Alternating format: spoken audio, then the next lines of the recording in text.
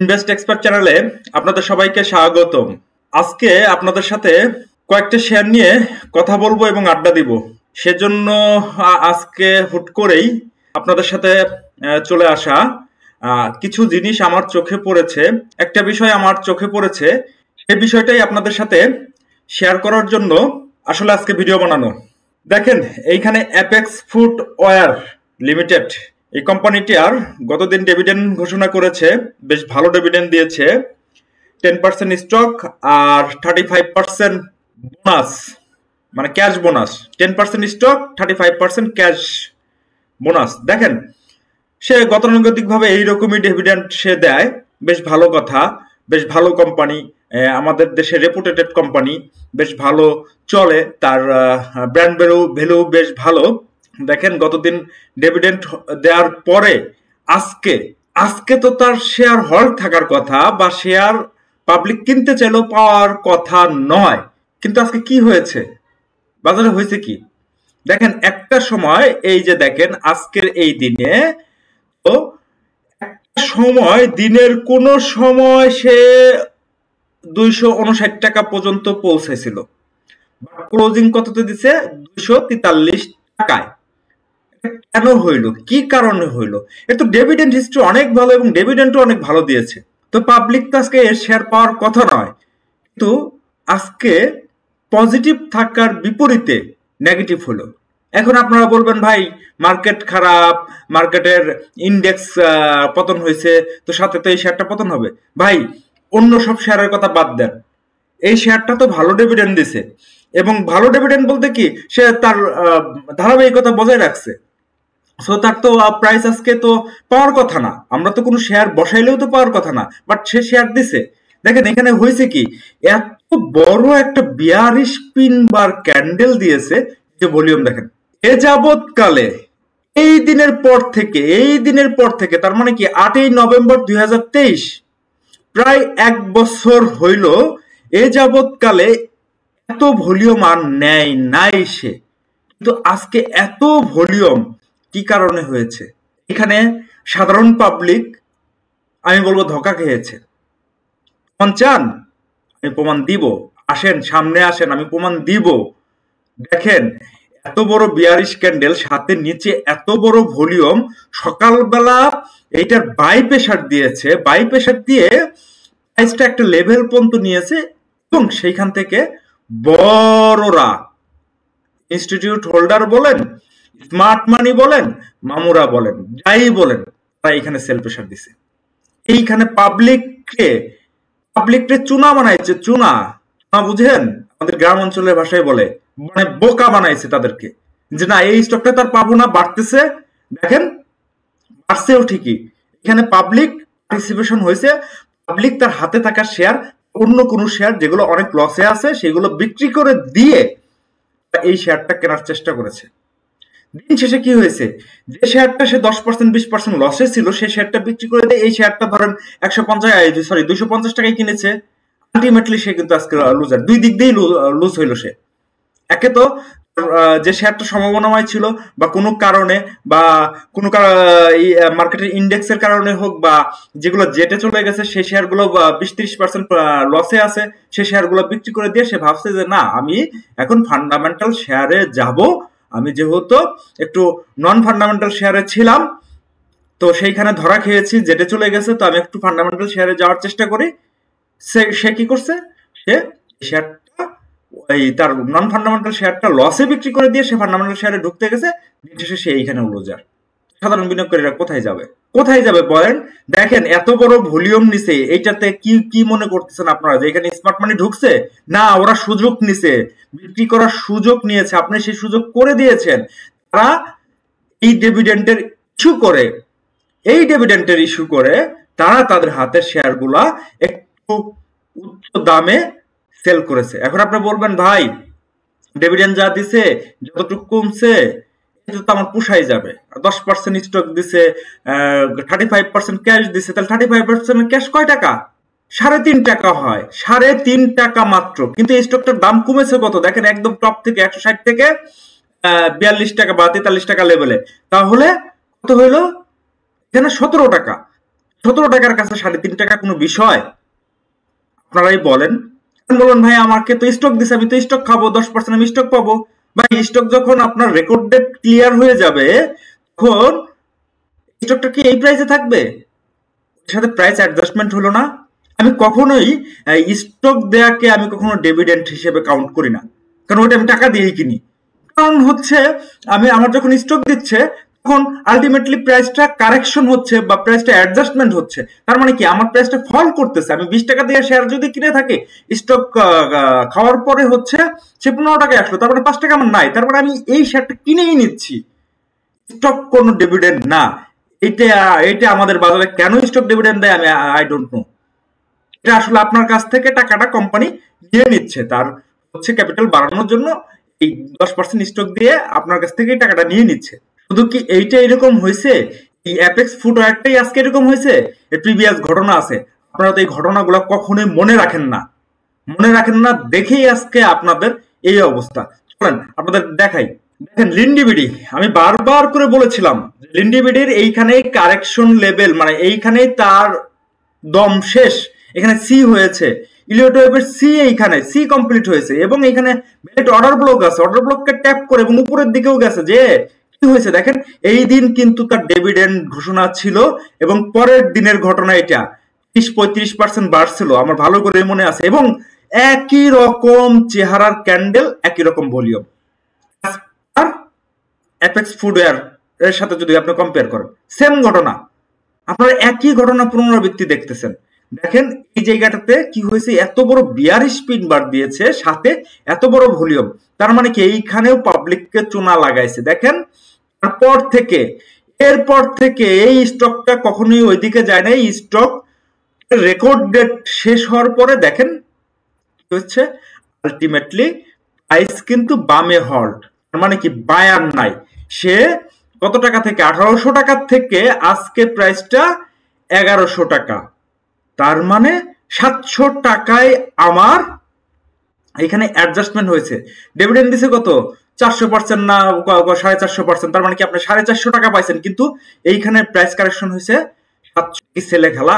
এখন আপনারা বলবেন ভাই আমি ফান্ডামেন্টাল মানুষ, ফান্ডামেন্টাল স্টক নিয়ে থাকি। আপনি ফান্ডামেন্টাল দেখে কিনছেন, কেনার পরে কি হয়েছে? আলটিমেটলি কি হয়েছেটা কি? অ্যাপেক্স ফুটওয়্যারও সেম একই ঘটনা হবে। আলটিমেটলি তো প্রাইস তো আপনার কারেকশন দেখতে হয়েছে। আপনি যদি এইখানেও কিনে থাকেন 1800 টাকা লেভেলে কিনে, আমি ধরলাম আপনি 1800 না 1700 টাকা লেভেলে কিনছেন, তারপরেও আপনার তো আজকে 1100 টাকা লেভেলে, 1700 টাকা থেকে 1100 টাকা বাদ দিলে কত থাকে? 600 টাকা। তার মানে 600 টাকা কারেকশন আপনাকে দেখতে হচ্ছে। আপনার মধ্যে কি চলতেছে সেটা আমি জানি, সেটা বুঝি। ভাই শুধু ফান্ডামেন্টাল দিয়ে আমাদের বাজার চলে না, সত্যি কথা বলতেছি ভাই, খুবই অনেস্ট। শুধু ফান্ডামেন্টাল দিয়ে বাজার চলে। ফান্ডামেন্টাল দিয়ে বাজার চললে আজকে এই স্টকটা থাকার কথা 3000 টাকা, আজকে কেন 1100 টাকায় থাকবে? ফান্ডামেন্টাল দিয়ে শুধু বাজার চলে না। এইখানে স্মার্ট মানি এবং বড় পার্টিরা সুযোগ সন্ধানী হয়েছে আপনাকে স্টকটা ধরিয়ে দেওয়ার জন্য। একেবারে সেম অ্যাপেক্স ফুটওয়্যারের, সেম চেহারা, আজকেও তারা সুযোগ নিছে। আজকে যদি আপনারা কিনে থাকেন তাহলে আপনাদের কপালে দুঃখ আছে। আপনারা কি কি কি বলবেন যে ফান্ডামেন্টাল দিয়ে আমার বাজার চলে? ফান্ডামেন্টাল দিয়ে বাজার চলে আজকে ব্যাট বিসি 600 টাকার ব্যাট বিসি 300 টাকার ঘরে থাকতো না, 130 টাকার বিএসসি শেয়ার আজকে 80 টাকার ঘরে থাকতো না। সো ফান্ডামেন্টাল দিয়েও বাজার চলে না। হ্যাঁ, ফান্ডামেন্টাল দিয়ে লং টার্মে অনেকেই ট্রেড করার চেষ্টা করে, অনেকেই করে, তাদের জন্য ভালো। যারা এভারেজ করে কিনতে পারে, 2-3টা পার্টে কিনতে পারে, তাদের জন্য অনেক ভালো। বাট আমরা ম্যাক্সিমামই বাজারে আসি শর্ট টাইমে প্রফিট টেক করার জন্য। তো শর্ট টাইমে আপনার প্রথম EPS, second EPS, third EPS দেখে আপনি ট্রেড করবেন, আলটিমেটলি আপনি গড়ের মাঠে কিছুই করতে পারবেন না, শিওর কিছু করতে পারবেন না। সো আপনাকে টেকনিক্যালটা বিশেষ করে জানতে হবে। এই যে আজকে যেমন এইটা হয়েছে, আমি টেকনিক্যাল জানি দেখি আমি আজকে এন্ট্রি নেই, আমি জানি জানেন, কারণ এইখানে ইলিয়ট ওয়েভের পাস শেষ হয়ে গেছে এবং যেটা হচ্ছে সেটা কারেক্টিভ মোড, এবং কারেক্টিভ মোডের বি শেষ হয়েছিল না।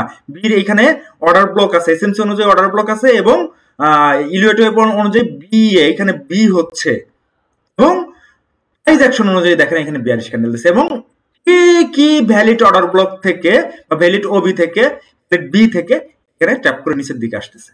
আপনারা ভাবলেন যে ফান্ডামেন্টাল দিয়ে আমার কাজ করতেছে তো এইখান থেকে বাড়বে, আলটিমেটলি আপনারা কয়েকদিন পরেই বুঝতে পারবেন এটা লিন্ডিবিডির মতো অবস্থা হতে চলেছে, আগাম বলে রাখলাম। এরপরে যদি বাড়ে তাহলে আপনারা ভাগ্যবান, সৌভাগ্যবান যারা নিয়েছেন। আর যদি না বাড়ে ভাই, আমার অ্যানালাইসিস বা আমার ক্যালকুলেশন, আমার থিওরি বলতেছে এইখান থেকে এটা কারেক্টিভ মোডেই আছে, সে কারেকশন হয়ে দেন যদি ওঠে, তার আগে না। আপনারা কি বলবেন? ফান্ডামেন্টাল দিয়ে বাজার চলে? চলেন আর একটা স্টক দেখাই নিয়ে আসি যেটা নন ফান্ডামেন্টাল। দেখেন লিব্রা ইনফিউশন জেরে গেছে না? আপনারা সবাই ভালো করে জানেন জেরে গেছে। তো জেরে যাওয়ার পরে পরপর 2 দিন বাই হল্ট ছিল, মানে বায়ার ছিল না। আলটিমেটলি কি হয়েছে, 2 দিন পরার পরে আগামী 2 দিন মানে পরের 2 দিন হয়েছে ডানে হল্ট, মানে কি সেলার নাই। এই স্টকটা তো জেটে গেছে, এটা নন ফান্ডামেন্টাল শেয়ার, জেটে গেছে। বাট এটা 2 দিন বামে হল্টের পরে আর 2 দিন ডানে হল্ট কিভাবে থাকে আপনারাই বলেন? ফান্ডামেন্টাল দিয়ে বাজার চলে? দেখেন এই শেয়ারটাই দেখেন, আমি কম্পেয়ার করলাম দুইটা শেয়ারের সাথে কম্পেয়ার করলাম, এফএক্স ফুড আর লিন্ডিবিডি, সাথে হচ্ছে লিব্রা দিয়ে আপনাদের সাথে কম্পেয়ার করে দেখাচ্ছি। কি বলবেন? এখানে একটা ভ্যালিড অর্ডার ব্লক ছিল, এই অর্ডার ব্লককে ট্যাপ করে সে উপরের দিকে যাচ্ছে এবং তার গন্তব্য এই পর্যন্ত 934 টাকা পর্যন্ত তার গন্তব্য হতে পারে। হ্যাঁ, এর উপরে যাবে না তা না, যেতে পারে, বাট ফার্স্ট টাইম গন্তব্য এই পর্যন্ত। এর উপরে যদি ক্যান্ডেল আসে বা এই বক্সের মধ্যে ক্যান্ডেল কিরকম দেয়, সে বিয়ারিশ কোনো ক্যান্ডেল দেয় কিনা বা বিয়ারিশ কোনো প্যাটার্ন আসে কিনা, সেই বিষয়গুলো দেখে শুনে বুঝে তারপরে এখান থেকে প্রফিট টেক করা যাবে। লিব্রা তো আমার ভাই এফএক্স ফুটওয়্যার বা লিন্ডিবিডির মতো এত স্ট্রং ফান্ডামেন্টাল শেয়ার না, বাট এইটা কেন বাড়তেছে আমি আপনাদের কারণটা বলি। কেন বাড়তেছে? এর মধ্যে স্মার্ট মানি ইনভলভ। সো আপনি চিন্তা করতেছেন আপনার যে শেয়ারটা অলরেডি জেটে চলে গেছে, যেটা আমাদের নতুন কমিশন আসছে বা যে আসছে যাদের অজ্ঞতার কারণে তারা মার্কেটে আদৌ বোঝে কিনা আমি আই ডোন্ট নো, তাদের অজ্ঞতার কারণে যে শেয়ারগুলা তলানিতে ছিল আরো বেশি তলানিতে চলে গেছে, জেটে চলে গেছে, সেই শেয়ারগুলা কি বাড়বে না? আপনারা তাই মনে করতেছেন? সবগুলোই যে বাড়বে সেটাও আমি বলতেছি না, কিন্তু ওইটার মধ্যে যদি স্মার্ট মানি থাকে, আবারও বলতেছি, ওইটার মধ্যে যদি স্মার্ট মানি থাকে তাহলে টুডে অর টুমরো আপনি সেখান থেকে বের হতে পারবেন। ইভেন যদি আপনি সেই রকম ক্লেভারও হন তাহলে প্রফিট নিয়েই বের হতে পারবেন। সো আপনার হাতে থাকা শেয়ারটা যেটা জেডে চলে গেছে সেটা হুট করে আপনি সেল দিয়েন না, সেল দিয়ে নিজেকেই ক্ষতি করেন না। দেখেন আজকে যেটা হয়েছে, অনেকেই এই টাইপের শেয়ার, আমার সাথে অনেকেই ট্রেড করে বা আমার পরিচিত অনেকেই আছে যারা ওই টাইপের শেয়ার বিক্রি করে দিয়ে এফএক্স ফুটওয়্যার কিনছে, সে 60 টাকা লেভেলে, 260 টাকা লেভেলে, 258 টাকা লেভেলে, 255 টাকা লেভেলে, কিন্তু আলটিমেটলি ক্লোজ কত দিয়েছে? 243 টাকায় ক্লোজ দিছে। তো তার লাভ হলো কি? একে তো এইদিকে 20% লস নিয়ে ওইদিকে আরো এখন সে 5% বা 3% লসে অলরেডি আছে, সে থাকবে, সে আরো লসে থাকবে। আপনাদের ট্রেডিং সাইকোলজিটা আগে ঠিক করতে হবে ভাই, আপনাদের টেকনিক্যাল অ্যানালাইসিস জানতে হবে, বিষয়টা বুঝতে হবে, ধরতে হবে। আমাদের এই বাজারে ভাই, আমি বেশ কয়েক বছর ধরে বাজারে আছি, আমি দেখেছি আমাদের এই বাজার ফান্ডামেন্টাল দিয়ে ওইভাবে চলে না। আমাদের বাজার চলে স্মার্ট মানির উপরে। এবার আমাদের বাজার কি, বিশ্বের অনেক বাজারই এইভাবে চলে, অনেক বাজার, সব বাজারেই কিন্তু স্মার্ট মানি আছে। সো আপনাকে স্মার্ট মানি ধরতে শিখতে হবে, জানতে শিখতে হবে। যত পর্যন্ত আপনি এটা ধরতে পারবেন না, জানতে পারবেন না, আপনার নিজের সাইকোলজি ঠিক রাখতে পারবেন না, ঠিক ততদিন পর্যন্ত আপনারা লুজার হবেনই। দেখেন লিব্রা যদি কেউ দেখে শুনে এইখানে বিক্রি করে দিত, এখানে বায়ার পায় নাই, যেদিনই বায়ার আসছে সেদিনই যে সে বিক্রি করে দিচ্ছে, সে তো এখন মাথায় হাত তাক, হাই হাই আমি এত টাকা লস আমি লিব্রা ইনফিউশন বিক্রি করে দিলাম, এখন তো পরপর হল্ট দিচ্ছে। এখন এই হল্ট কতদিন থাকে আমিও জানি না, 5 দিনও থাকতে পারে, 3 দিনও থাকতে পারে, 2 দিনও থাকতে পারে। বাট আপনাকে টেকনিক্যাল বিষয়টা বুঝতে হবে, আপনাকে ট্রেডিং সাইকোলজিটা বুঝতে হবে। ট্রেডিং সাইকোলজি যদি আপনি না বুঝতে পারেন, না ধরতে পারেন, আলটিমেটলি আপনি লুজারই হবেন। অনেক লোকে আমাকে পার্সোনালি নক করতেছে, ফোন করতেছে, ভাই যেটা চলে গেছে আমি শেয়ারটা বিক্রি করে দেবো কিনা। আমি জাস্ট বলছি জাস্ট হোল্ড, আর কিছু না। স্টক ভেদে আমি সেই স্টকগুলা আগে দেখি যে এই স্টকগুলোর মধ্যে স্মার্ট মানি আছে কিনা, মামু আছে কিনা, গেমলার আছে কিনা। যদি থাকে আপনার কোনো অসুবিধা নাই, আপনি সেফলি সেখান থেকে বের হইতে পারবেন। ইভেন আমি সেইগুলা দেখে একটু করে ফিল্টার করতেছি, ভাই এই স্টকটা রাখেন বা এই স্টকটা সেল করে দেন। আমি তাদেরকে ওইভাবেই পরামর্শ দিচ্ছি। আমি কি করবো ভাই, আমি নিজেও আটকে গেছি, সত্যি কথা, আমারও 2টা স্টক আছে, আমি নিজেও আটকে গেছি, অস্বীকার করার কিছু নাই। অলরেডি 20% লুজার আছে, তাই বলে কি আমি এখন হুট করে সেল করে দিব? যদি লিব্রার মতো হয়, এবং লিব্রার মতো হবে, কিছু স্টক হবে, আমার চোখে দেখা জিনিস। তো আপনি নিজের পায়ে নিজে কেন কুড়াল মারবেন ভাই? আমি বলবো আপনারা শিখেন, জানেন, বুঝেন। দেখেন আপনাদের সামনে দুইটা প্রমাণ আমি দিলাম। আরেকটা স্টক নিয়ে আপনাদের সামনে আপনাদের সাথে একটু আলোচনা করি, বহুল আলোচিত শেয়ার। দেখেন ব্র্যাক ব্যাংক, ব্যাংক সেক্টর নিয়ে কয়েকদিন খুব লাফালাফি করছে, মানুষ বহুত কিছু বলছে, আমি চুপ করে খিচ্ছে বসেছিলাম। আজ দুদিন ধরে ব্যাংক সেক্টর কারেকশনে আছে। যাই হোক, তারপরেও ব্যাংক সেক্টর নিয়ে আমি অতটা আশাবাদী ছিলাম না, কারণ এই শর্ট ভলিউমে 400-500 কোটি টাকা ভলিউমে ব্যাংক টানার মতো ভলিউমে এখানে না। যেটা হয়েছে সেটা আই ওয়াশ, আর কিছু না। আই ওয়াশ ছাড়া কিছুই না। আমার সাথে যারা ট্রেড করে বা আমি নিজেও ব্যাংক সেক্টর সব সময় না করছি, যেই জিজ্ঞেস করছে সেই বলছি না, ব্যাংক সেক্টর এমন না। এবং গতকালকে ব্যাংক সেক্টর থেকে আমি অনেককেই বলছি যাদের হাতে ব্যাংক আছে আপনারা ব্যাংক ছেড়ে দেন। যারা আমার সাথে আছেন বা যারা আমার সাথে পার্সোনালি যোগাযোগ করেছেন তারা সবাইকে বলেছি যে ব্যাংক সেক্টর আপনারা যা আছে ব্যাংকের মধ্যে যা আছে আপনারা ছেড়ে দিয়ে অন্য স্টকটা খুঁজে বুঝে দেখে শুনে ট্রেড করার চেষ্টা করেন।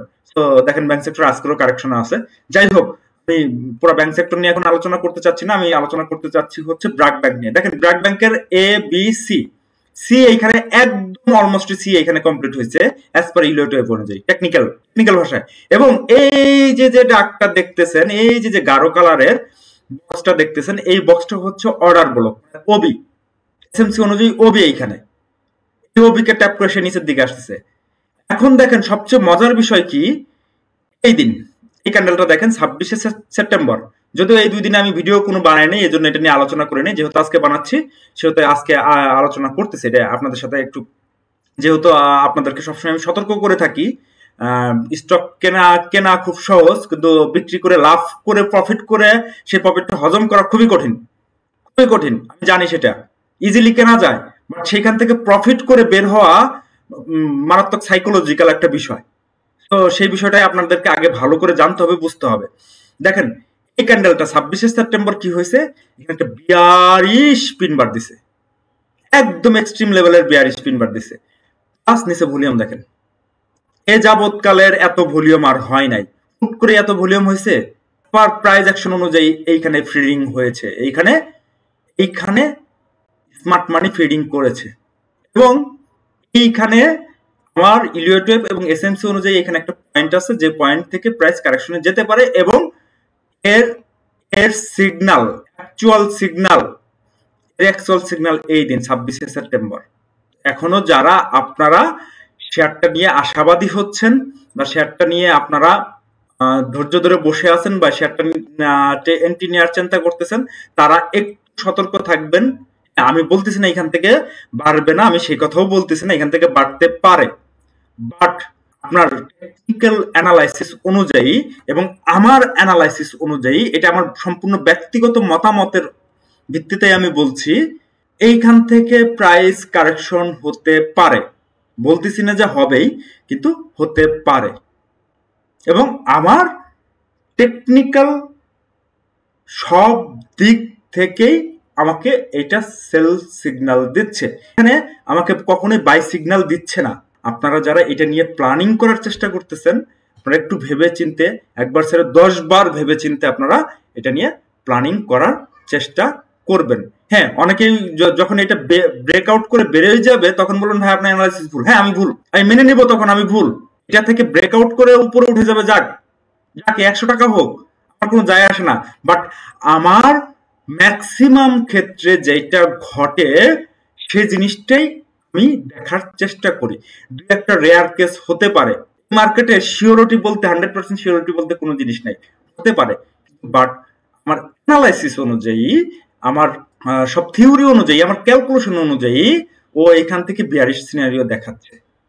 সো যেটাতে দেখাচ্ছে সেটার মধ্যে আমি যাব কেন? যেটাতে আমার সম্ভাবনাময় আছে আমি সেটাতে যাব। এখানে নতুন করে এন্ট্রি নেওয়ার চিন্তা করব কেন? দেখেন এই শেয়ারটা অলরেডি এইখান থেকে 80% বেড়ে গেছে। আপনারা দেখেন অলরেডি 80% বেড়ে গেছে।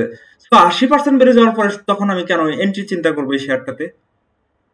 ভালো ব্যাংকেরই অনেক ভালো স্টক আছে যেগুলোর তলানিতে পড়ে আছে, আপনি সেখান থেকে 20% নেন না। আপনি 80% বেড়ে যাওয়ার পরে 20% নেওয়ার চিন্তা করতেছেন, সেটা থেকে না নিয়ে আপনি যেটা নিচে আছে 20% ইজিলি বাড়বে সেটার দিকে আপনারা নজর দেন না ভাই। শুধু শুধু স্মার্ট মানিদের রসাতলে কেন পড়বেন আপনি? তাদের ভোগ্যপণ্য কেন হবেন ভাই? আমি সবসময় আপনাদেরকে সতর্ক করার চেষ্টা করি। যাই হোক, অনেক কথাই বললাম। এটা আমার পার্সোনাল ব্যক্তিগত মতামত, আপনারা কেউ সিরিয়াসলি নেবেন না। আমি আমার অ্যানালাইসিসের প্যাটার্ন, আমার অ্যানালাইসিসের ধরন আপনাদের সাথে শেয়ার করলাম। আমি কিভাবে অ্যানালাইসিস করি, কিভাবে একটি স্টক থেকে সাবধান হই, কিভাবে একটি স্টকে এন্ট্রি নেই, এক্সিট পয়েন্ট নেই, সেগুলো নিয়েই আপনাদের সাথে আলোচনা করলাম। আপনারা একটু এই বিষয়গুলা জেনে শুনে বুঝে দেন আপনারা এন্ট্রি নেওয়ার কথা ভাববেন। যদিও মার্কেট অনেক খারাপ, এটা হাতে ধরেই করেছে। আমি যেটা বলবো, আসলে মার্কেট এতটা খারাপ হওয়ার কথা ছিল না। আমাদের নীতি নির্ধারকরা আসলে ওনারা কিভাবে কি চিন্তা করে সিদ্ধান্ত নেয় আমার বোধগম্য না। যাই হোক, তারপরেও আপনারা একটু টেকনিক্যাল অ্যানালাইসিস দেখেন, বুঝেন, শিখেন। যদি ফ্রি অফ কস্টে শিখতে চান তাহলে আমার প্লে লিস্টে চলে যাবেন। সেখানে টেকনিক্যাল অ্যানালাইসিসের 7টা ভিডিও অলরেডি চলে গেছে, 7টা ক্লাস চলে গেছে। আপনারা সেগুলো দেখতে পারেন এবং ইন ফিউচারে আরো ভিডিও আসতেছে, সেগুলোও আপনারা পেয়ে যাবেন। আর তার আগেও যদি কোনো কিছু শিখতে চান, বুঝতে চান, জানতে চান, জানার আগ্রহ থাকে, শেখার আগ্রহ থাকে, তাহলে আপনারা আমাকে পার্সোনালি নক করতে পারেন। ডিসক্রিপশন বক্সে আমার হোয়াটসঅ্যাপ নাম্বার দেওয়া থাকবে, সেখানে আপনারা আমাকে মেসেজ করতে পারেন বা ফোন দিতে পারেন। যথাসাধ্য আপনাদেরকে সহযোগিতা করার চেষ্টা করব। আজকের মতো ভিডিও এখানেই শেষ করছি। ধন্যবাদ।